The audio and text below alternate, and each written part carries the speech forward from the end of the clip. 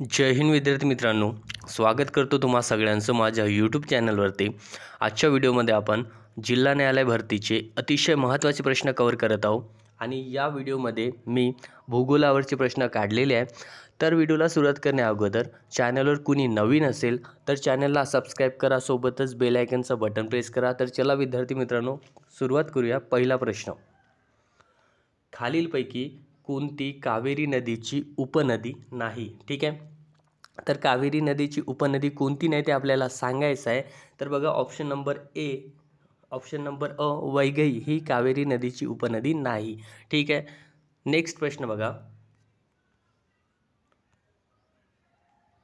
खालीलपैकी कोणत्या नद्यांचा उगम मध्य प्रदेशातील अमरकंटक या टेकडीवर होतो? ठीक आहे, खालीलपैकी कोणत्या नदीचा उगम होतो अमरकंटकमध्ये? तर नर्मदा नदीचा उगम अमरकंटकमध्ये होतो, मध्य प्रदेश राज्यातील। ठीक आहे, आता बघा, नर्मदा नदी जर म्हटलं तर नर्मदा नदीची एकूण लांबी किती आहे? तर 1312 किलोमीटर एवढी नर्मदा नदीची लांबी आहे विद्यार्थी मित्रांनो। ठीक आहे, त्यानंतरचा प्रश्न बघा, यमुना नदी खालीलपैकी कोणत्या नदीपासून उगम पावते? ठीक आहे, यमुना नदी कोणत्या नदीपासून उगम पावते? तर यमुनोत्री या नदीपासून यमुना नदी उगम पावते आणि यमुना नदीची जर आपण लांबी बघितली तर किती आहे? 1376 किलोमीटर एवढी लांबीची ही नदी आहे विद्यार्थी मित्रांनो। आणि यमुना नदी ही 4 राज्यामधून वाहते। कोणकोणत्या? तर हरियाणा, पहिलं राज्य आहे हरियाणा, त्याच्यानंतर दुसरं बघा उत्तर प्रदेश, यूपी, नंतर तिसरं राज्य कोणतं आहे? तर उत्तराखंड, आणि चौथं बघा दिल्ली। ठीक आहे, या 4 राज्यामधनं यमुना नदी उगम पावते, 4 राज्यामधून वाहते। नेक्स्ट बघा, खालीलपैकी कोणती नदी ब्रह्मपुत्रा नदीची सर्वात लांब उपनदी आहे? बघा, ब्रह्मपुत्रा नदीची सर्वात लांबीची उपनदी कोणती आहे? तर कोणती आहे? ऑप्शन नंबर क, सुवर्णसिरी। ठीक आहे, सुवर्णसिरी। नेक्स्ट बघा, खालीलपैकी कोणते राज्य जिस्म उत्पादनामध्ये आघाडीवर आहे? ठीक आहे, कोणत्या राज्यामध्ये जिस्माचं उत्पादन सर्वात जास्त होते? तर राजस्थान या राज्यामध्ये होते। ठीक आहे, त्यानंतरचा प्रश्न बघा, महाराष्ट्रातील सर्वात मोठे धरण कोणते? महाराष्ट्रामध्ये सर्वात मोठे धरण कोणते आहे? तर कोयना धरण हे महाराष्ट्रातील सर्वात मोठे धरण म्हणून ओळखले जाते आणि ते धरण कोणत्या नदीवर आहे? तर कोयना नदीवर आहे। ठीक आहे, कोयना नदीवर कोयना धरण आहे। कोणत्या जिल्ह्यामध्ये आहे? तर सातारा जिल्ह्यामध्ये। बघा, कोणत्या जिल्ह्यामध्ये येते? सातारा जिल्ह्यामध्ये, आणि महाराष्ट्रातील सर्वात मोठे धरण म्हणून ते ओळखले जाते। ओके, त्यानंतरचा प्रश्न,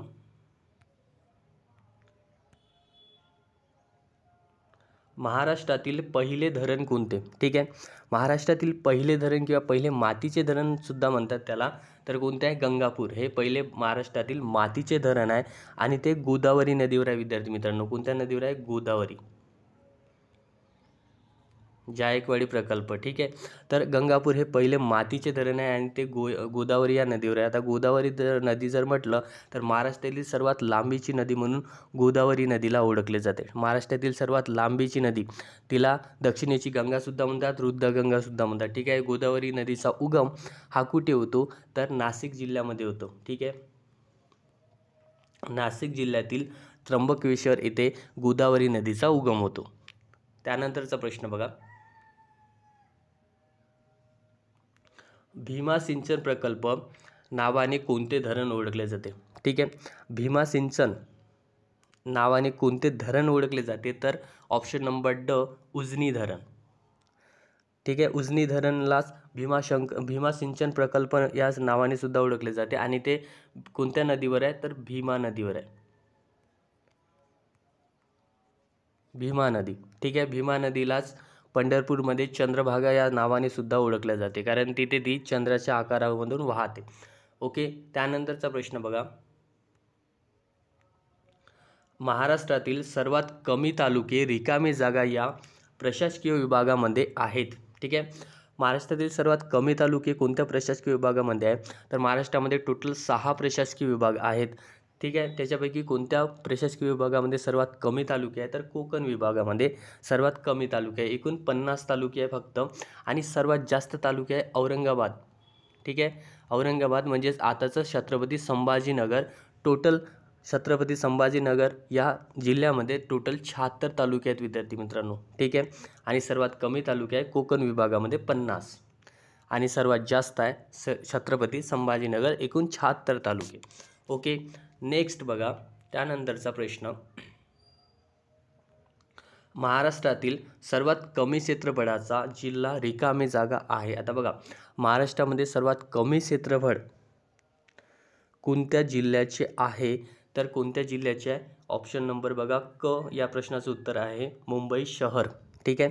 मुंबई शहर महाराष्ट्रातील सर्वात कमी क्षेत्रफळाचा जिल्हा आहे. आता सर्वात जास्त क्षेत्रफळाचा जर जिल्हा आपण विचार केला महाराष्ट्रातील, तर कोणता आहे? अहमदनगर. कोणता आहे? अहमदनगर. हे महाराष्ट्रातील सर्वात जास्त क्षेत्रफळ असलेला जिल्हा आहे. आता जर आपण भारताचा विचार केला विद्यार्थी मित्रांनो, आपल्या इंडियाचा विचार केला, तर भारतामध्ये सर्वात जास्त क्षेत्रफळ असलेले राज्य कोणते आहे, तर कोणते आहे? राजस्थान. राजस्थान सर्वात जास्त क्षेत्रफळ असलेले राज्य आहे. आणि सर्वात क्षेत्रफळाच्या दृष्टीने भारतातील सर्वात कमी असलेले राज्य कोणते आहे? सर्वात कमी क्षेत्रफळ कोणत्या राज्यामध्ये आहे, तर गोवा राज्यामध्ये आहे. भारताचा विचार करत आहोत आपण. ठीक आहे, गोवा. त्यानंतर जर आपण जग पाहिलं, ठीक आहे, जगामध्ये क्षेत्रफळाच्या दृष्टीने सर्वात मोठा देश कोणता आहे? बघा, क्षेत्रफळाच्या दृष्टीने सर्वात मोठा देश तर रशिया. ठीक आहे. आणि क्षेत्रफळाच्या दृष्टीने सर्वात लहान देश जगामधून तर वॅटिकन सिटी. कोणता आहे? Vatican city. Vatican city.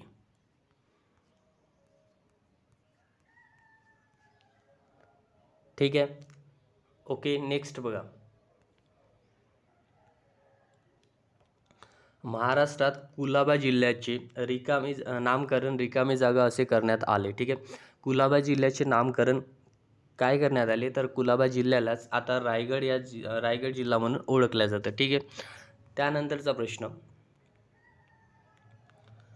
कोणता ग्रह रेड प्लॅनेट म्हणून देखील संबोधला जातो? ठीक आहे. बघा, महत्त्वाचा प्रश्न आहे.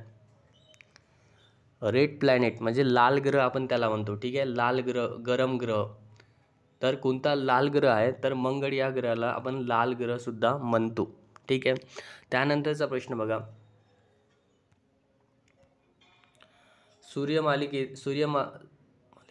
सूर्यमालिकेमधील सगळ्यात छोटा ग्रह कोणता आहे? बघा, सूर्यमालिकेमधील सर्वात छोटा ग्रह, सर्वात लहान ग्रह कोणता आहे, तर विद्यार्थी मित्रांनो मर्क्युरी, बुध हा सूर्यमालेतील सगळ्यात छोटा ग्रह आहे. ठीक आहे.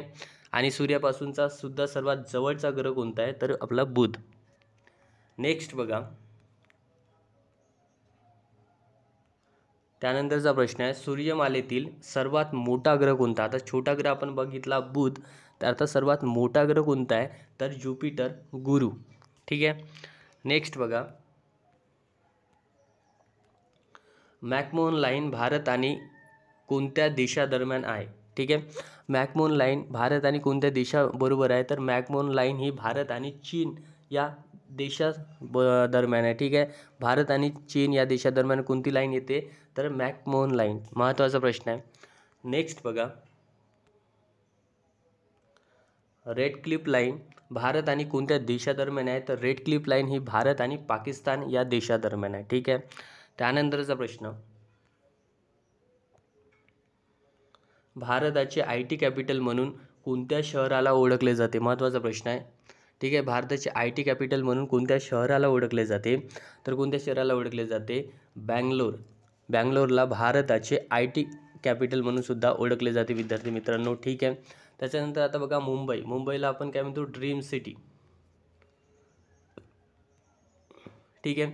नंतर जयपूरला पिंक सिटी म्हणून सुद्धा ओळखले जाते, आणि कोलकात्याला सांस्कृतिक शहर म्हणून ओळखले जाते. ठीक आहे. नेक्स्ट बघा, त्यानंतरचा प्रश्न आहे, महत्त्वाचा प्रश्न आहे विद्यार्थी मित्रांनो, भंडारदरा धरण खालीलपैकी कोणत्या नदीवर आहे? ठीक आहे, भंडारदरा धरण कोणत्या नदीवर आहे? तर ते धरण प्रवरा या नदीवर आहे विद्यार्थी मित्रांनो. ठीक आहे. त्यानंतरचा प्रश्न, मोडक सागर धरण खालीलपैकी कोणत्या नदीवर आहे? ठीक आहे, मोडक सागर धरण कोणत्या नदीवर आहे?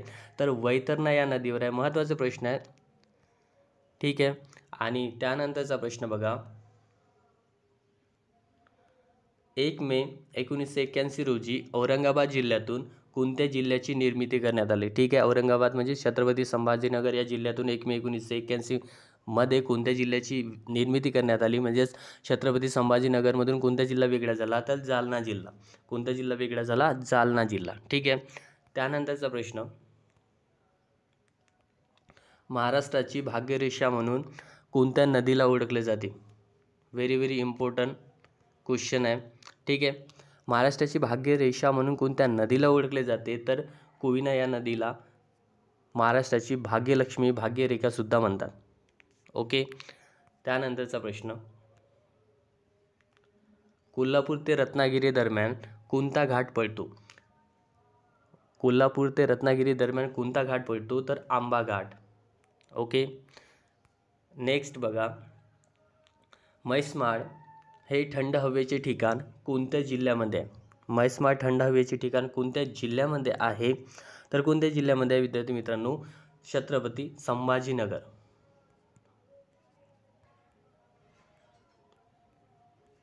ओके. औरंगाबाद म्हणजे छत्रपती संभाजीनगरमध्ये म्हैसमाळ हे थंड हवेचे ठिकाण आहे. त्यानंतरचा प्रश्न, महाराष्ट्रामध्ये सर्वात कमी पाऊस कुठे पडतो? बघा, महाराष्ट्रामध्ये सर्वात कमी पाऊस कुठे पडतो? तर म्हसवड. ठीक आहे. कुठे पडतो? बघा, म्हसवड हे बरोबर उत्तर नाही, अगदी बरोबर त्याचं उत्तर आहे अकलूज. ठीक आहे. महाराष्ट्रामध्ये सर्वात कमी पाऊस अकलूजमध्ये पडतो आणि अकलूज हे कुठं आहे? सातारा जिल्ह्यामध्ये आहे. सातारा जिल्ह्यातील, ठीक आहे, मळशिरस या तालुक्यामध्ये हे गाव आहे आणि या ठिकाणी अकलूज या ठिकाणी सर्वात कमी पाऊस पडतो महाराष्ट्रामध्ये. आता महाराष्ट्रामध्ये सर्वात जास्त पाऊस कुठे पडतो असा जर प्रश्न विचारला तर ते पडतो अंबोलीमध्ये. अंबोली या ठिकाणी 747 सेंटीमीटर इतका पाऊस पडतो. महाराष्ट्रामध्ये सर्वात जास्त पाऊस अंबोली, सर्वात कमी पाऊस अकलूज. आणि भारतामध्ये सर्वात जास्त पाऊस कुठे पडतो? तर मोसिमराम. कुठे पडतो? मेघालय राज्यामध्ये मोसिमराम या ठिकाणी पडतो. ठीक आहे. नेक्स्ट बघा, शेवटचा प्रश्न, महाराष्ट्राची पर्यटन राजधानी कोणती? महाराष्ट्राची पर्यटन राजधानी कोणती? तर औरंगाबाद, छत्रपती संभाजीनगर. औरंगाबादवर खूप प्रश्न आलेले आहे विद्यार्थी मित्रांनो. छत्रपती संभाजीनगर. ओके. छत्रपती संभाजीनगरला महाराष्ट्राची पर्यटन राजधानी म्हणून सुद्धा ओळखले जाते. ठीक आहे. तर तुम्हाला व्हिडिओ कसा वाटला नक्की कमेंट करा, तुमच्या मित्रांबरोबर शेअर करा. भेटूया नेक्स्ट व्हिडिओमध्ये.